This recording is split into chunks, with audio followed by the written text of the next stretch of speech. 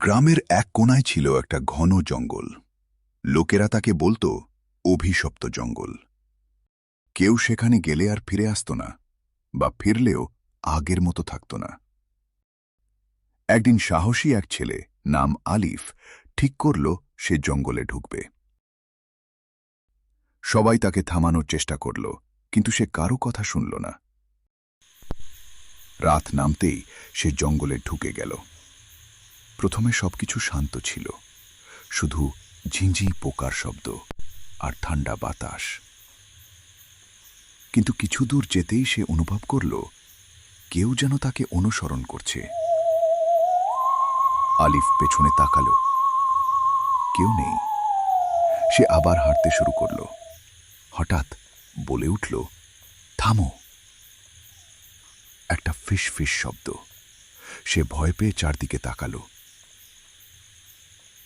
কিছুই দেখা গেল না। তারপর আবার শব্দ, ফিরে যাও। আলিফ সাহস করে সামনে এগোতে লাগল। একটু পর সে একটা পুরনো বাসা দেখতে পেল জঙ্গলের মাঝে। সে ভয়ে ভয়ে ভেতরে ঢুকল। ভেতরে সব অন্ধকার। কিছু দূর হাঁটার পর সে একটা রুমে ঢুকে গেল। তারপর সে এমন কিছু দেখল যেটা দেখার জন্য সে কখনো প্রস্তুত ছিল না। সে দেখতে পেল পেটের মধ্যে একটা পেতনি শুয়ে আছে। আলিফ কাঁপা গলায় বলল, কে কে তুমি? কোনো উত্তর নেই। ধীরে ধীরে সেই পেতনি উঠে দাঁড়ালো আর তার দিকে এগোতে লাগল। আলিফ দৌড় দিল, কিন্তু বারবার পেতনিটি আলিফের সামনে এসে দাঁড়ায়। পেতনি সামনে এগিয়ে আসতে আলিফ অজ্ঞান হয়ে মাটিতে শুয়ে পড়ল। আর পেতনি একটা হাসি দিয়ে বলল, তুমি ফিরতে পারবে না।